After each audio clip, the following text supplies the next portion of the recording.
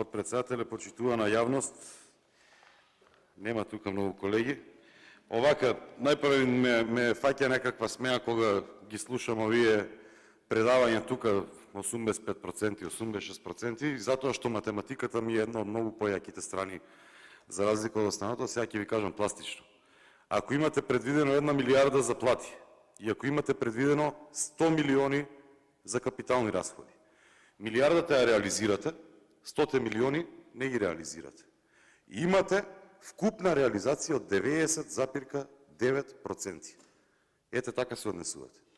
Вие сте предвиделе X сума, каде што сте ги реализирале платите, сте ги реализирале овие патните надоместоци, сте ги реализирале сите останати расходи, кои што се по основ ваму други расходи и така натаму, не сте ги реализирале капиталните инвестиции и на крај се доаѓа до бројка 90%.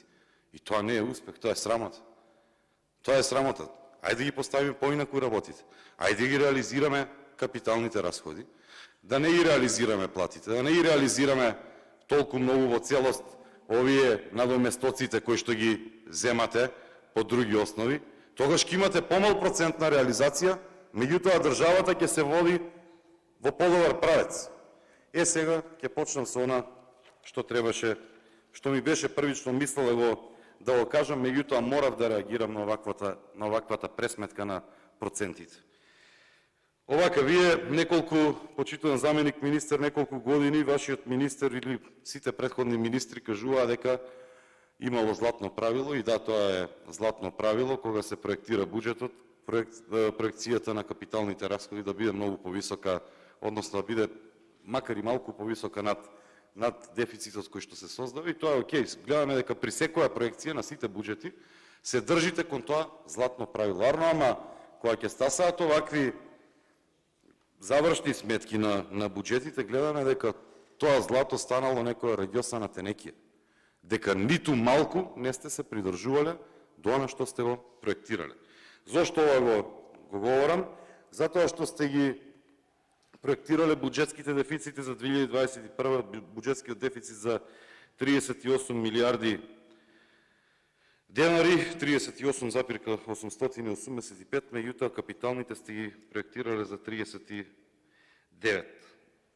И гледам дека на крајот пак се во реализацијата 23,4 капитални расходи, а буџетскиот си останува на тоа ниво каде што е проектиран.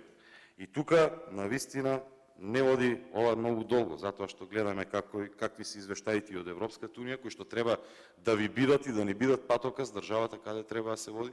Гледаме какви се извештаите од сите финансиски друштва и оние кредитори кои што се помалку ни даваат средства за манипулација, се помалку ни даваат кредити, и морате еднаш да сватите дека треба да смените трасата по која што ја водите Република Македонија.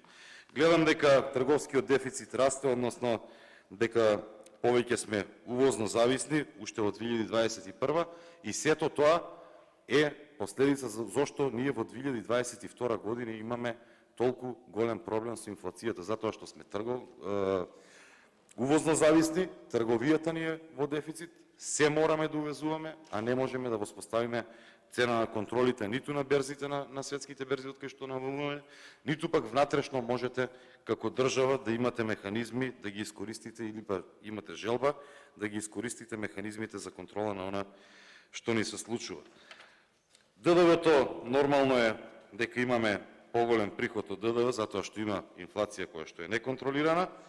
Имате гломазен буџет за 2021 година, кој што сепак се овие капиталните инвестиции под 10%, односно реализацијата е под 10%, и тоа е, за жал, нешто што во континуитет се случува и е многу страшно. Ќе одам кај моето омилено министерство, Министерството за транспорт и врски. Кој овој министеров кој што апсолутно нема авер од никаква реализација, а сега гледам дека за 2023 вие му предвидувате дека ќе реализирал 2,5 пати, 3,5 пати, Господ да е напомош на ваква држава, кај што чекаме од Бочварски да реализира нешто. Министерството за транспорт и връзки има 75% реализации. Тука е тоа што јас го зборував. Имаме реализација на платите и на надоместоци и на администрација 91,7%, меѓутоа развојните програми, сообраќај и комуникации, урбанизам, градежништво, економски развој, имаме мизерна реализација од околу 3-40% во просек. Или сега овака, ќе одам ставка по ставка. Проект за олеснување на трговијата и транспортот, 5,6% реализација. Проект за локални патишта, 33,8% реализација. Урбанизам и градежништво, водовод и канализација, 70% реализација. Водовод и канализација за општините, 30% реализација. Проект за водоснабдување, 63% реализација. Гасификација, 49% реализација. Инвестиции во железничка инфраструктура, 35,6% реализација. Навистина, не знам човекот со кое лице тука иде на седници и бара некакви средства да му се одобрат, кога тој е докажано неспособен во однос на реализацијата. Значи, нема тука предпоставка, ние не правиме мувет дали можеби ќе му тргне логодинава или нема да му тргне. Овие бројки и низ призмата на овие бројки извештаи, ние гледаме дека човекот си има проблем и дека не му е местото тука, можеби треба да оди да се проба на друго место. Ама оваму ни ја води државата во тотален пропаст. Има тука една реализација 2021 капитални дотации се извинувам до единици за локална самоуправа 103%, ама знаеме дека тогаш имаше локални избори кога сакавте да ги напумпате општините, меѓутоа на крајот резултатот си кажа дека после 3 години сон, четвртата година не може да биде освестување или просветлување и им кажа едно големо сиктер на сите градоначалници. Министерството за правда, борба против корупција и организиран криминал, 0% реализација. Која црна Европска унија вие ќе ја видите со 0% реализација? Ја не знам дали очекувате дека ако смените името некој ќе ја прими во Европска унија. Од 600 место на 111 дојдовте во однос на индексот на корупцијата, 0% реализација. Па добивате ви луѓе извештаи. Па таму имате патокас што треба да правите. Таму имате препораки што треба да се превземе.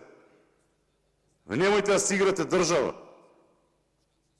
Ја уништивте ова што се градело со децении наназад, сето ова успеавте да го уништите за неполни 6 години.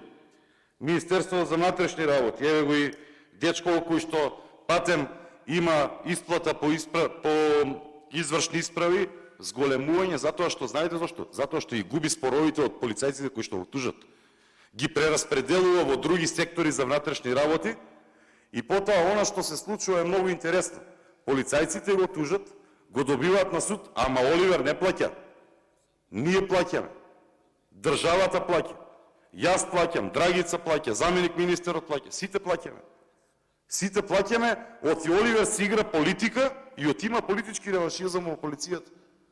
Сега, од друга страна, пак тој човек, истиот Оливер, за патни и дневни расходи има реализација 119,3% и за договорни услуги 119,8%.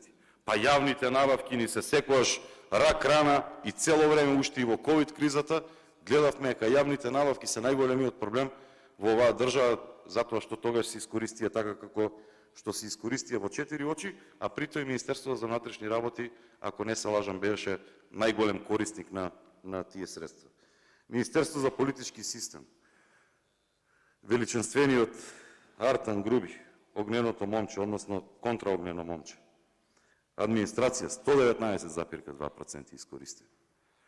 Човекот кој што дава плати за неодење на работа, покрај тоа што ги дава, па плюс уште 19,2% си дал од оние средства кои што ги предвидел. Договорните услуги 103,5%, други тековни расходи 161,3%.